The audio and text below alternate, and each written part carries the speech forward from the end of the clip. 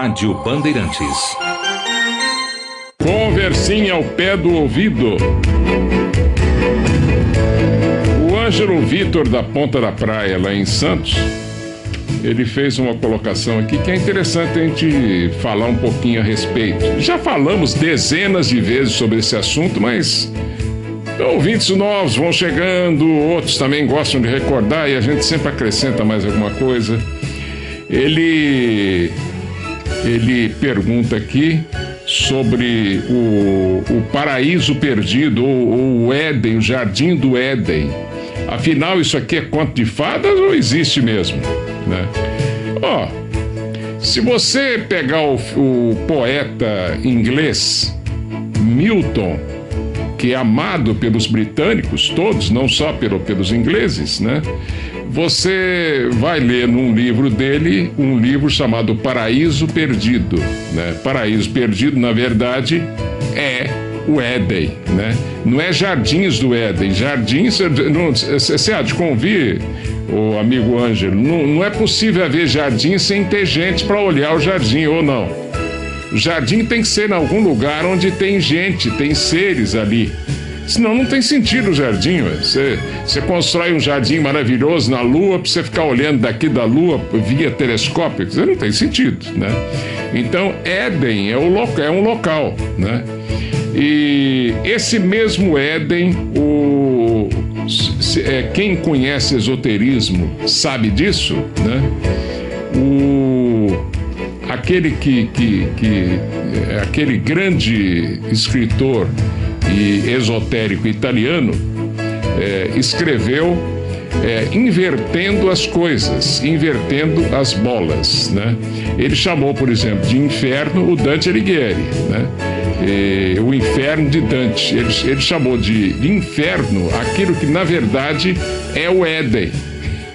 E chamou de céu o que na verdade é uma espécie de inferno mesmo, que é uma espécie de cone da lua para aqueles que conhecem melhor esoterismo, onde almas ficam guardadas, dá para ver o que fazer com elas para não jogar fora. São seres renitentes, querem passar o resto da eternidade assaltando, roubando, estuprando o diabo a quatro, e não muda de jeito nenhum, não vai naquele caminho que o maçom chama de justus et perfectus, né? Que é um objetivo a alcançar. Eu não conheço ninguém que seja justus et perfectus, a não ser você pode ser justo e perfeito de acordo com um ciclo, né? Mas pode ser que por um ciclo seguinte o justus et perfectus aumenta de intensidade, ou então os parâmetros serão outros. Então tudo é relativo, não tem nada absoluto, né? Pois bem, e se você vai nos contos nórdicos, você vai ouvir falar de Valhalla. Valhalla é como se fosse também o Éden. E se você vai na Bíblia, a Bíblia fala sobre o paraíso de onde Adão foi expulso, né? O paraíso de onde Adão foi expulso, aí é um negócio complicadíssimo, né? Porque Adão, na verdade, não é nome de um ser aqui da Terra, ou de um casal simplesmente com o mesmo corpo, a mesma cara nossa, do mesmo tamanho e tudo. Ora, se Deus fez o mundo, vamos considerar a Terra como esse mundo, fez esse mundo há muito tempo atrás, e se o mundo das formas, a própria ciência está provando hoje, sofre uma mutação constante, e se já acharam gente até com cara de monstro aí para trás, que diabo de Adão é esse que tem a cara nossa, né? Então não é assim. Adão e Eva significa a queda dos anjos ou dos asuras, que eram suras em cima, que significa deuses, né? E passaram a asuras, uma denominação de um prefixo grego que significa privação de, aqueles que deixaram de ser deuses para serem seres trabalhando na terra, né? Então esses asuras têm como chefe o quinto planetário. O quinto planetário se dividiu, ele é considerado o Adão andrógeno do segundo trono. Descendo aqui, ele com a inteligência dele, com o poder de Kriya Shakti, ou o poder que lhe foi dado não, foi conquistado por ele em mundos passados, manvântaras passados, poder este que ele conquistou com o passar do tempo, né? De criar com a mente, e que está ligado isso aí ao chakra laríngeo ou chakra do pescoço nosso. Um dia nós também teremos o poder de criar com a mente coisas mais substanciosas, porque por enquanto nós só criamos besteira. E se o ser humano fosse dado ao ser humano o poder de Kriya Shakti hoje, ele só faria besteira, ele ia matar o inimigo dele, roubar a mulher do próximo, ele ia assaltar a casa, por exemplo. Se você não pagar 10 milhões de reais para mim, eu jogo essa casa no chão com a força da minha mente, hein? E, eu derrubo tudo. Aí junta 10 bandidos de uma vez, um dá a mão pro outro e com a força da mente joga a casa do sujeito em cima dele e acaba com tudo e mata todo mundo dentro da casa. Quer dizer, o ser humano não está pronto para usar esses poderes superiores, né? Então, o Jardim do Éden, nós podemos chamar também de um determinado local na quinta dimensão física, mas nós não podemos ir lá porque nós estamos na terceira dimensão aqui na face da Terra, mas que na verdade, né, nós pertencemos àquele que é o corpo físico. Só o físico se divide em 7 pedaços ou 7 partes. Físico, já falei isso aqui um monte de vezes, vamos repetir. Físico vital ou astral, físico vital ou áurico, físico astral, físico mental concreto, físico mental abstrato. Pronto, no físico mental abstrato é onde está o famoso Jardim do Éden. É de lá que caiu, né, o famoso anjo caído, e que repartiu-se em 2. Ele que é o Adão celeste, conhecido das escrituras esotéricas de Adam Kadmon, virou Adão e Eva, né? E não foi expulso de paraíso, coisa nenhuma, porque que diabo de paraíso é esse? O paraíso é tudo parado, não tem evolução. E não adianta você só ficar rezando para Deus o tempo inteiro. Deus nos criou para que a gente ganhe experiências para Ele. Ele quer provar para Ele mesmo que a criação tem algum valor. Pouco importa se você é um androide, né, com 2 baterias dentro, uma alma animal e uma alma espiritual. Nós estamos aqui trabalhando por uma obra superior. Para isso é que a iniciação dos mistérios serve, só para isso, né? A proporção que você vai se integrando a essa obra, chamada obra do Supremo Arquiteto ou de Deus na face da Terra, você passa a trabalhar para Ele, porque não tem coisa melhor para fazer. E você sabe que transgredir leis que regem esse ciclo de vida, você pode pagar muito caro por isso, que é a famosa lei do karma, né, que cai sobre você. Não há um Deus mau, punidor, que fica punindo ou que permite. Tem gente que está doente lá no hospital. Eu posso falar que eu passei por isso. Fiquei em coma em hospital, etc. E daí? A primeira coisa que eu fiz quando acordei foi agradecer a Deus pela experiência que eu tive. Se eu estou passando por alguma coisa, eu que cavei isso para mim. Ora, eu vou acusar um Deus abstrato que ninguém nunca conseguiu ver como é que é. Eu vou acusá-lo de ter feito mal para mim. Isso é muita infantilidade do ser humano, né? E como é que Deus pode expulsar de um paraíso um ser que ele mesmo criou? Seria incompetência dele? Ele criou, mas não tem condição de controlar e trazer esse Adão e Eva aí, esse povo que ele criou todo com vara curta, né? Até que amadureça e se transforme em algo? Ou o livre-arbítrio nos é dado justamente para que a gente consiga evoluir mais rapidamente? Mas o livre-arbítrio tem um preço.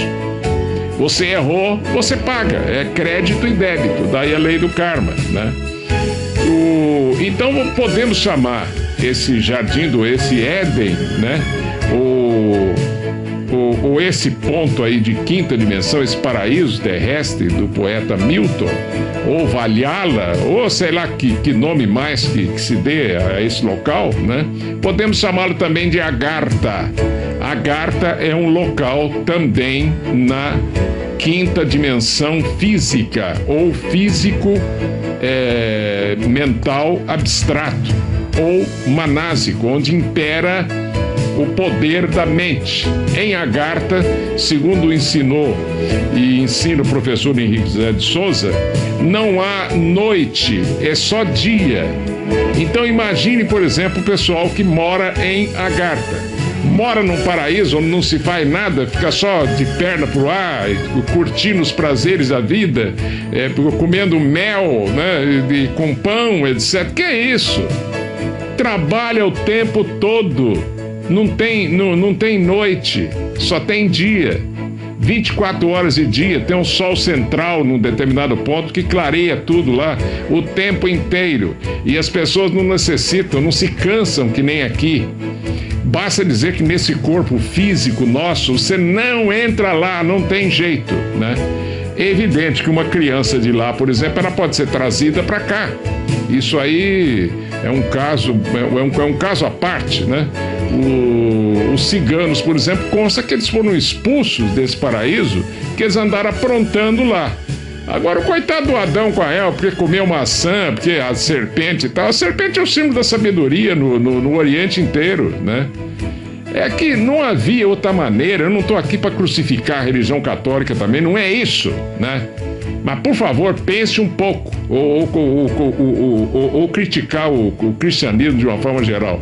Não havia como contar isso aqui para um monte de analfabeto que hoje ainda continua analfabeto, de pai e mãe. Não tem cabeça para entender essas coisas. Se nós somos um monte de crianças, imagine você as pessoas que ainda estão presas a esse misticismo errado, essa coisa toda. Elas não têm condições de raciocinar de uma forma mais profunda, mais abstrata, né? E se não têm condições, elas só podem acreditar naquilo que elas enfiaram na cabeça. E acabou. E é um direito que elas têm. É por isso que nós somos diferentes. O ser que vai ganhando um pouquinho mais de luz ou de sabedoria, de conhecimento, ele vai percebendo que a melhor coisa, ser esperto na vida, é agir de forma o mais correta possível, né? Caso contrário, você vai pagar, é olho por olho, dente por dente. Não tem ninguém capaz de perdoar, em nome de Deus, uma sacanagem que você faz com o outro, né? Tem gente aí que tá em hospital e tá lá. O que eu fiz para merecer isso? Eu nunca me passou pela cabeça o que eu fiz para merecer o que eu já passei. E daí?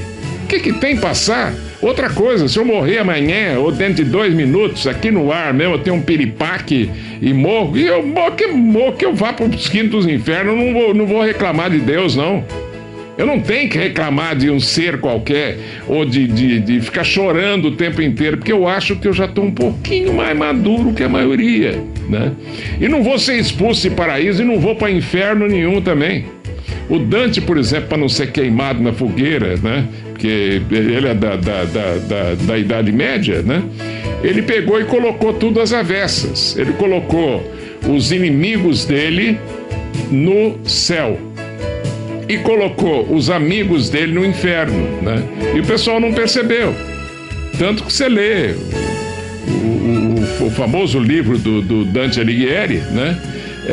Você percebe nitidamente que ele faz isso, né? Mas por quê? A esperteza dele. Ele sabia esse Valhalla, esse Éden, desse paraíso intraterra, inferus, do latim, quer dizer, dentro da esfera, esfera, dentro da esfera, dentro da terra, noutra dimensão. Isso é o Éden. Ele existe sim. Ou então tem um bando de loucos aí, são milhões de loucos, porque o Oriente inteirinho sabia disso aí, né? Tanto que se ouvia falar antigamente, que o Oriente também se perdeu, né? Acabou. Hoje em dia é só dinheiro, produção de carro, é carro da Índia chegando aqui pra gente comprar, é carro do Japão, é carro da Coreia, é carro do Ceilão, é carro não sei de onde mais, E nós reclamando que estamos poluindo, estamos acabando com o planeta, mas não paramos de andar de carro de jeito nenhum. Quer dizer, nós não conseguimos parar esse maldito progresso nosso, né? Que a gente tem que entupir de dinheiro. E por mais infeliz e doente que você vai ficando de tanta poluição que nós geramos, né? Nós continuamos insistindo no mesmo caminho, não somos incapazes de mudar. Que esperança é essa de ir para esse tal paraíso se nós sabemos que nós estamos errados, mas não temos força para mudar? Nós estamos esperando o quê? Que desça o Messias daqui e fala assim, vocês parem com isso, ué. Mas se descer um Messias tão bonzinho que nem o Cristo foi, ele não vai conseguir fazer nada. Porque ele vai chegar e continuar pregando por parábolas, ou sei lá, ou de forma mais aberta para as pessoas, né? E as pessoas não vão obedecer, não adianta, né? Só ferro e fogo mesmo que as pessoas vão entender. O ser humano só vai para frente cutucado, né? Essa Agartha, além de se referir a uma arca, a arca de Noé, porque Agartha quer dizer arca, em agartino, que é uma língua universal, né, que gerou o Senzar, que é uma língua iniciática, e o Senzar acabou gerando o sânscrito. O sânscrito foi a primeira língua falada aqui na Terra, ainda pelos lemurianos lá atrás, que praticamente nem falavam, grunhiam, né? E eram enormes, e não tinha Adão no meio deles, não. Você imagina uns gigantes aí com 60 metros de altura, parecendo dinossauro. Que Adão bonitão é esse, uma Eva linda, pelados, os dois pelados no paraíso. Tem gente que engole isso aí até hoje, né? Não tem sentido, a ciência está provando isso no dia a dia, é só você estudar um pouquinho. Abra os livros, estude, eles não são coisa do Satanás, ou não é ninguém que quer o seu mal, não. Quer abrir a cabeça do povo para o povo poder, quem sabe, melhorar, segurar melhor as pontas, né? E a gente não vir a ter aí certas desgraças que poderão vir, justamente porque nós estamos destruindo tudo. Você percebe, não? Está percebendo, Ângelo Vitor? Existe mesmo o Éden. E é um local de onde praticamente nós saímos, né? O controle geral da Terra está lá, né? São 7 cidades que existem na Agartha. Dessas 7 cidades, as 3 últimas são comandadas pelos famosos reis mágicos ou magos, os mesmos reis magos que vieram aqui à face da Terra para visitar o Cristo. Eles vêm aqui e pedaços deles estiveram encarnados aqui na face da Terra também já. Mas como a gente, ao pensar em rei mago, você pensa que também são os bobões, né, que vivem dando a cara para apanhar e tal, fica muito difícil eu chegar para você e dizer assim, os 3 reis magos, um era o Duque de Windsor. Você fala, mas era um pecador, ele casou com a mulher que era divorciada e trocou pelo trono da Inglaterra. Era ele, um deles, né? O outro era o rei Hirohito. Mas Hirohito fez uma guerra terrível, Segunda Guerra Mundial, foi preciso do americano jogar 2 bombas atômicas no Japão e tal. Não tem nada a ver uma coisa com a outra. Nós não sabemos separar a evolução, o bem e o mal, não sabemos raciocinar. Tanto que o próprio Cristo, o Cristo esotérico que eu conheço, disse: o mistério do bem e do mal não é permitido ao homem conhecer, somente a meu Pai. E ele também sabia, né? Claro. Agora, ele disse isso há 2000 anos atrás, né? Um outro ser de hierarquia elevada disse: bom, o mistério disse o Cristo que não dá para o homem conhecer. A maioria não dá para conhecer, não pode conhecer mesmo ainda, né? Tá muito cedo. Mas já tem uma turminha aqui na Terra que conhece, dá para conhecer. E é por esse motivo que nós estamos aqui todo dia falando com você sobre isso. É por isso, dá vontade de serrar a cabeça do sujeito, porque você fala, aí um entra com e-mail aqui, fala sobre os maias, fala sobre a pirâmide não sei do que, isso não é importante, isso é passado, né? O mais importante é saber o porquê das coisas, por que nós estamos aqui, por que a gente nasceu, para onde nós vamos, e etc, etc, etc. E tratar de encontrar um caminho para ajudar os semelhantes seu.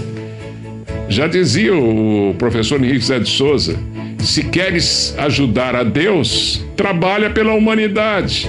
Como? Deixando a humanidade acabar com você? Não, dividindo tudo que você tem com os outros, não é isso. Abrindo a cabeça do povo, senão não tem jeito, né? Com essa cabecinha que está aí, nós não vamos para lugar nenhum.